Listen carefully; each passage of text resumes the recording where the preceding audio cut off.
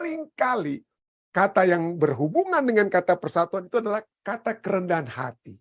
Rupanya seringkali perpecahan, entah itu di gereja, di rumah tangga, atau dimanapun, karena pihak-pihak yang tidak mau merendahkan hati mereka.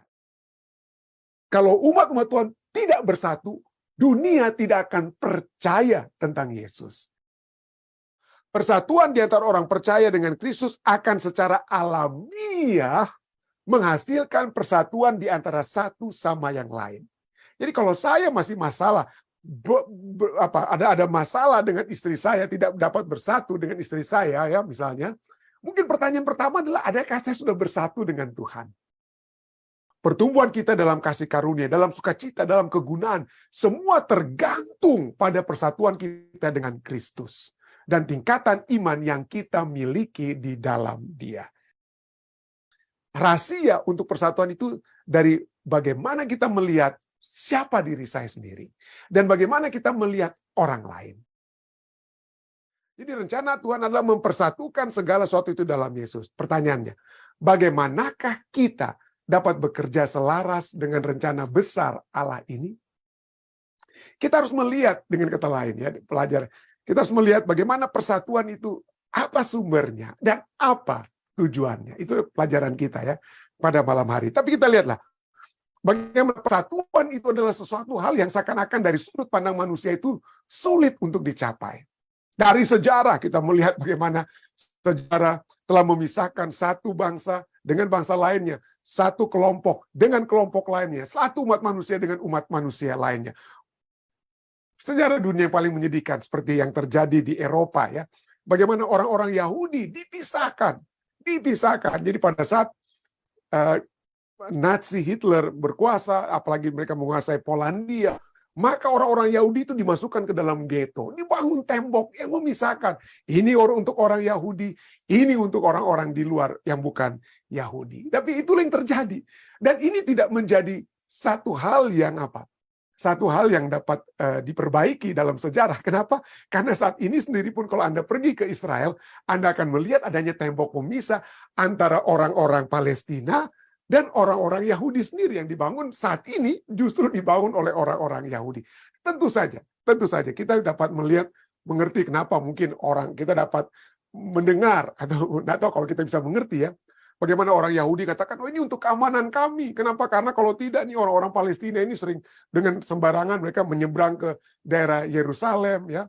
Karena orang Palestina yang di Bethlehem ya, kota kelahiran Yesus itu milik orang Palestina. Itu dikelilingi oleh apa? Tembok supaya mereka tidak sembarangan keluar masuk dari wilayah Palestina untuk masuk ke wilayah Israel, harus melalui pos-pos penjagaan dan dibangun tembok dan lain sebagainya. Jadi dipisahkan dengan asumsi ataupun dengan tujuan ini untuk menjaga keamanan. Jadi seakan-akan tujuan memisahkan itu baik. Ya, kita dipisahkan oleh sebab ya mungkin supaya kita lebih comfortable lah ya.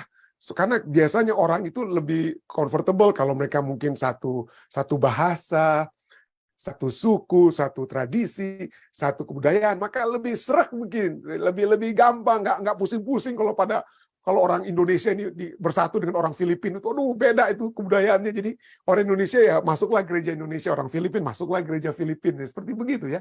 Ada tembok-tembok pemisah ya.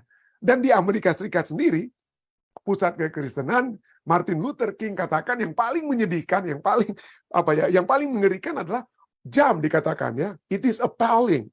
Ini sangat mengerikan bahwa jam yang paling memisahkan orang Kristen di Amerika adalah jam 11 pada hari Minggu pagi. Kenapa Martin Luther bilang ini? Karena pada hari Minggu pagi, di zamannya Martin Luther, itulah gereja-gereja itu kita bisa lihat. Mana gerejanya orang putih, mana gerejanya orang hitam. Atau, kalaupun di dalam satu gereja sendiri, kita lihat di mana orang Kristen duduk, di mana orang Kristen hitam, orang Kristen putih duduk, itu dipisah-pisahkan. Ya. Dipisah-pisahkan. Dan inilah manusia mungkin ya. Inilah manusia, walaupun kita sudah sering dengar, kita sudah tidak usah lagi bicara tentang firman Tuhan ya. Tapi kita lihat bagaimana umat manusia sendiri, filsafat manusia sendiri pun dapat menyatakan ini bukan suatu hal yang ideal, pemisahan-pemisahan ini. Martin Buber adalah seorang filsuf Yahudi. Dia katakan dalam bukunya I and Thou, Ya, ich and du bahasa Jerman ya. Dia katakan manusia itu pertama-tama itu dari naturalnya itu hubungan dengan apa ya? Hubungannya itu yang dia bangun, yang dia inginkan itu adalah hubungan antara I and it. Saya dan diri saya sendiri yang berpusat pada diri saya. Jadi saya itu yang berpusat pada diri saya itu adalah apa yang dapat saya miliki, apa yang dapat saya peroleh. Itu yang selalu manusia pada secara natural, alamiah ingin lakukan. Mana yang dapat memiliki keuntungan bagi diri saya. Itu untuk hubungan yang pertama yang manusia secara otomatis akan lakukan. Tapi Martin Buber katakan, waduh, jangan kita melakukan hubungan ini. Ini satu hubungan yang tidak baik. I and it. Ya, yang berpusat pada diri sendiri dengan akumulasi benda-benda kita. Marilah kita memiliki hubungan yang itu I and thou. Yaitu hubungan dengan orang lain. Itulah hubungan yang memberikan arti yang sesungguhnya. Dan pada saat kita memiliki hubungan yang baik dengan orang lain, maka hubungan itulah yang menuntun kita kepada Allah. Menuntun kepada Allah. Nah, Martin Buber mungkin bukan seorang Kristen asli dengan karena dia adalah seorang Yahudi, ya, teolog Yahudi dan filsuf, ya. Tapi dia juga menyadari bahwa pentingnya kita melihat hubungan yang baik yang dapat terjalin dengan orang lain, karena kalau kita memiliki hubungan yang baik dengan orang lain, maka itulah yang menuntun kita kepada Allah. Thou itu, ya, thou itu atau you atau Anda itu menuntun hubungan kita dengan Anda atau orang lain, itulah yang menuntun kita kepada Allah, menuntun kita kepada Allah. Tapi itulah ya, seringkali manusia dalam keberdosaannya kita lebih srek begitu ya. Kalau kita mungkin dengan sesama kita fokus hanya kepada sesama kita, walaupun mungkin ya tujuannya itu mungkin seakan-akan baik, tapi kadang-kadang dipertanyakan. Orang mempertanyakan apakah ini memberikan merujuk kepada kesatuan yang Tuhan inginkan. Di gereja di Amerika Serikat ini saja ya. Kami di New Jersey itu ada 2 gereja Advent. Ada 2 gereja Advent, tapi yang satu gereja pionir itu berada di bawah New Jersey Conference. Sedangkan gereja saya itu berada di namanya Regional Conference, yaitu Allegheny East Conference, berbeda. Kenapa? Karena yang dari sejarahnya Allegheny East Conference ini adalah yang disebut dengan Regional Conference, itu adalah konferensinya orang-orang yang berkulit hitam ya di Amerika Serikat ini. Kenapa? Karena mereka merasa mereka itu didiskriminasi dulu. Jadi daripada kita didiskriminasi, baiklah kita dirikan conference untuk kaum masyarakat berkulit hitam African American di Amerika Serikat ini. Tapi mereka juga membuka sehingga kami dapat menjadi bagian dari conference mereka. Tapi ini pada saat itu mulai dibentuk hingga saat ini. Ini Regional Conference itu sudah dibentuk dari tahun 1844, diakui oleh General Conference. Komite General Conference mensahkan. Tapi sampai saat ini pun itu masih diperdebatkan. Kok harus Amerika itu gereja Advent itu harus terpisah-pisah antara yang conference yang bukan yang conference-nya seperti California, Northern California, Southern California, tapi ada juga Regional Conference. Jadi dipertanyakanlah, kenapa harus ada pemisahan itu di dalam gereja? Bukankah Tuhan atau Rasul melalui rasul-rasulnya seperti Rasul Paulus menginginkan kita bersatu? Kok ada pemisahan conference? Nah, tentu saja ini satu hubungan yang kompleks. Ya, kita tidak memiliki waktu yang panjang untuk membahas kenapa itu pendeta dari Regional Conference di Amerika mungkin. Tapi itulah yang orang pertanyakan. Kok kita bisa harus ada pemisahan seperti begitu? Ya, tapi memang yang bagi pimpinan-pimpinan kami yang saya di Allegheny Conference, mereka katakan pendeta Rantung itu sejarahnya sangat kompleks dan sangat ya memang tidak bisa tidak, itu harus terjadi ya. Tapi keinginan Tuhan tentu saja walaupun sudah terpisah, biarlah kita tidak berkompetisi atau saling membenci, tapi berkolaborasi terus ya untuk dapat memajukan pekerjaan Tuhan. 1 Korintus 1:10 sudah dinasihatkan. Aku menasihatkan kamu, Rasul Paulus katakan, demi nama Tuhan kita Yesus Kristus, supaya kamu seia sekata dan jangan ada perpecahan di antara kamu. Tetapi sebaliknya supaya kamu erat bersatu dan sehati sepikir. Itu rancangan Tuhan. Walaupun kenyataannya umat-umat Tuhan itu akan ada yang terpisah. Misalnya dalam kitab Filipi, Rasul Paulus menulis adanya 2 saudari ya, yang tadinya rajin membantu Rasul Paulus di Filipi. Kita sedang bahas buku Efesus, tapi mari kita lihat bagaimana perpecahan itu ada. Jadi itulah Rasul Paulus tulis di jemaat Filipi. Dia katakan bahwa Euodia ku nasihati, Sintike ku nasihati, supaya sehati sepikir dalam Tuhan. Rupanya si Euodia dan Sintike ini terpecah hubungan mereka ya. Dan Rasul Paulus katakan, bahkan ku minta kepadamu juga Sungos, temanku yang setia, tolonglah mereka yang sedang bentrokan ini, karena mereka telah berjuang dengan aku dalam pekabaran Injil bersama-sama dengan Clemens dan kawan-kawanku sekerja lainnya, yang nama-namanya tercantum dalam buku kehidupan. Jadi Rasul Paulus lihat, hey, ini orang-orang yang benar, orang-orang yang percaya sekalipun, orang-orang yang namanya sudah ada dalam buku kehidupan itu tetap saja secara realistis dapat apa? Dapat jor-joran, ya, dapat bermasalah. Tapi Rasul Paulus katakan dia tidak mau mereka untuk dapat terus berada dalam perpecahan. Dia mau mereka untuk bersatu. Dan inilah rencana Tuhan, ya. Sehingga dalam kitab Efesus itulah tadi kita sudah baca. Aku menasihatkan kamu. Aku orang yang dipenjarakan karena Tuhan. Rasul Paulus katakan dalam Efesus 1 ayat 1 Efesus 4 ayat 1 sampai 3. Supaya hidupmu sebagai orang-orang yang telah dipanggil berpadanan dengan panggilan itu. Hendaklah kamu selalu rendah hati, lemah lembut, dan sabar. Setiap kali kita lihat di dalam Alkitab, kata perpecahan ataupun tidak ada kesatuan atau bagaimana dianjurkan adanya kesatuan, seringkali kata yang berhubungan dengan kata persatuan itu adalah kata kerendahan hati. Rupanya seringkali perpecahan, entah itu di gereja, di rumah tangga, atau dimanapun, karena pihak-pihak yang tidak mau merendahkan hati mereka, tidak mau merendahkan diri mereka, ya merasa bahwa pendeta saya ini dengan istri atau saya dengan suami ini salah mereka dia atau apa. Kita seringkali begitu dengan istri kita, dengan suami kita, tidak memiliki kerendahan hati, dan pada saat itulah perpecahan itu terjadi. Itulah sebabnya di sini katakan, hendaklah kamu selalu rendah hati, lemah lembut, dan sabar.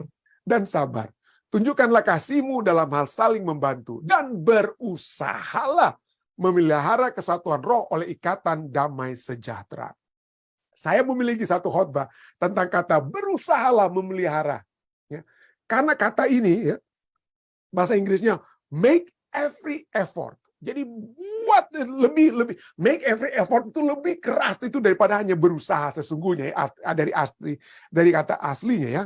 Bukan berusaha itu ya try your best, ya, if possible. Tapi kata make every effort itu usaha yang harus Anda buat, bukan yang kalau ada waktu Anda buat. Jadi untuk bersatu, memelihara kesatuan itu adalah sesuatu yang harus kita buat, lebih daripada sekedar kata berusaha. Sangat-sangat penting, ya. Sangat-sangat penting. Dan kenapa?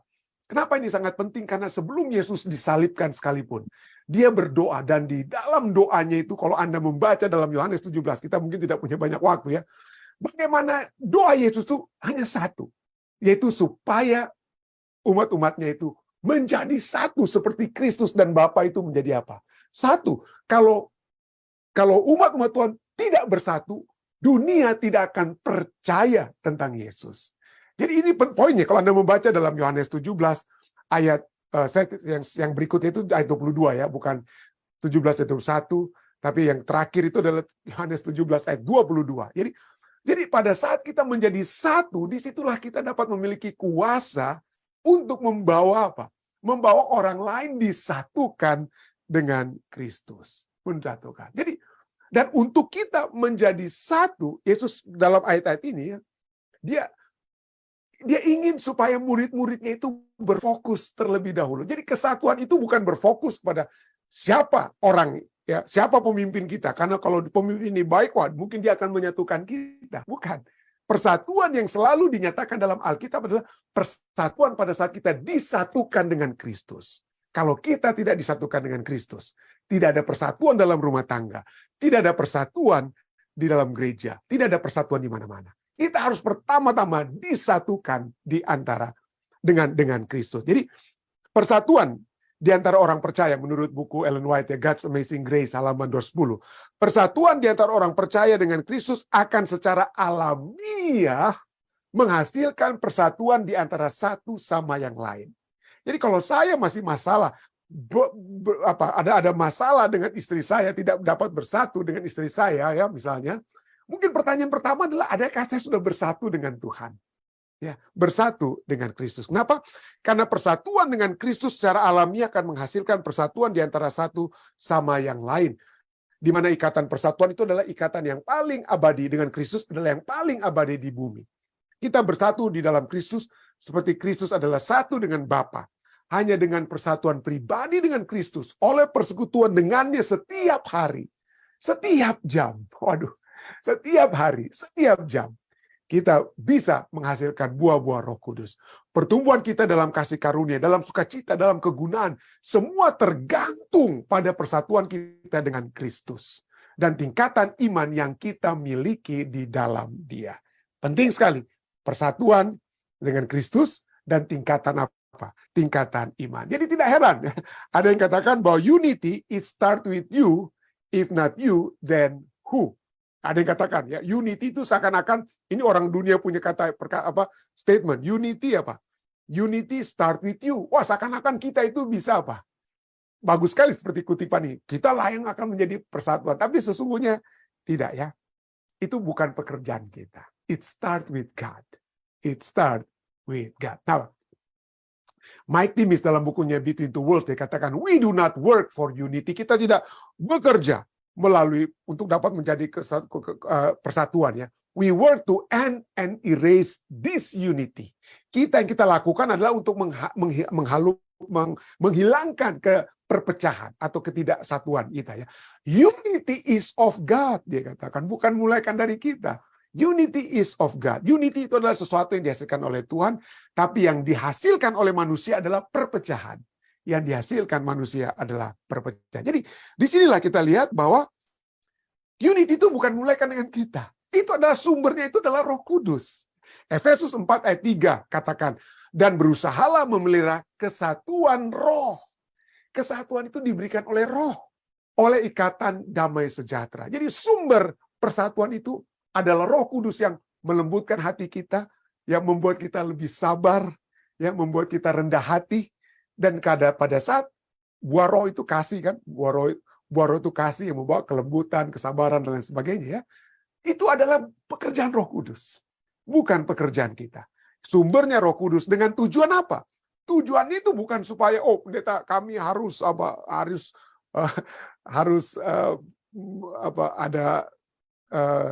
bukalah kita punya conference atau apa dan lain sebagainya. Tapi tujuannya itu bukan supaya kelompok kami ataupun daerah kami itu ada representatifnya, ada conference-nya ya.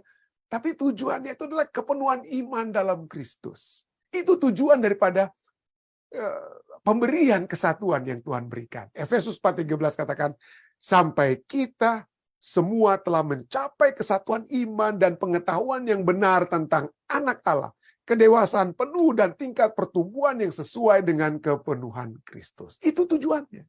Tujuannya bukan supaya ada orang suku saya, pendeta, kami harus buka, kami di daerah kami ini kok, kami merasa tidak diwakili, tidak didengarkan. Jadi kita harus buka field baru, conference baru, pendeta. Itu jadi sama seperti orang dunia ya. Kalau kita itu lakukan seperti begitu. Tapi tujuan yang ingin Tuhan berikan adalah supaya apa? Kita memiliki pengetahuan yang benar tentang Yesus Kristus.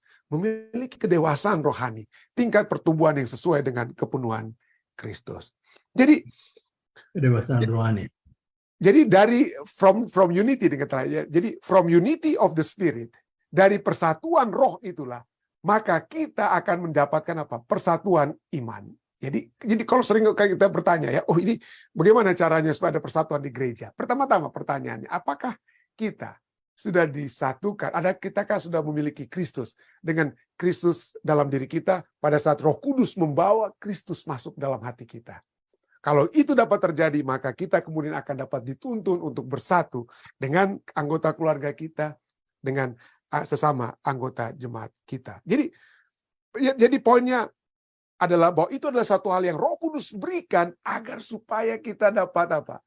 Kita dapat memiliki persatuan tersebut. Roh Kudus akan membawa kita untuk memiliki kerendahan hati. Selalu. Jadi ini Efesus tadi kita sudah ya. Hendaklah kamu selalu rendah hati, lemah lembut dan sabar ya.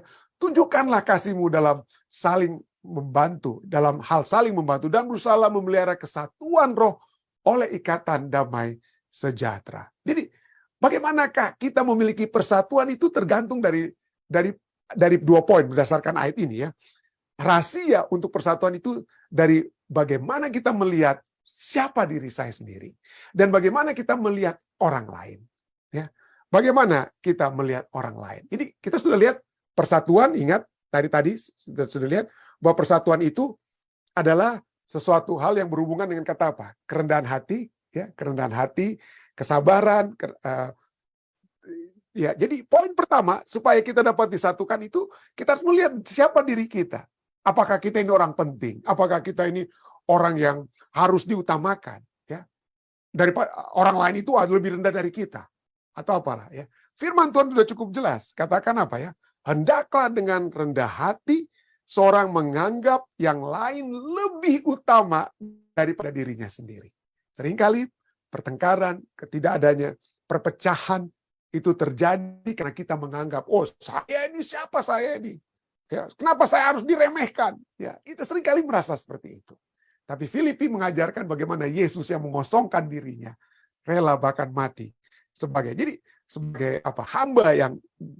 hamba yang paling hina, padahal dia setara dengan Allah. Ya, kitab Filipi kita sudah sering belajar. Jadi masalah dengan itu adalah kita seringkali cinta dengan diri kita sendiri yang menyebabkan perpecahan. Tidak adanya kerendahan hati. Ya, tidak heran Agustinus, ya, dia katakan apa? It was pride, ya. It was pride. Kesombonganlah yang telah merubah malaikat menjadi apa? Menjadi setan. Ya, setan, ya, Lucifer itu jadi setan karena dia memiliki kesombongan. Tetapi it is humility, kerendahan hatilah yang membuat manusia itu dapat menjadi seperti malaikat.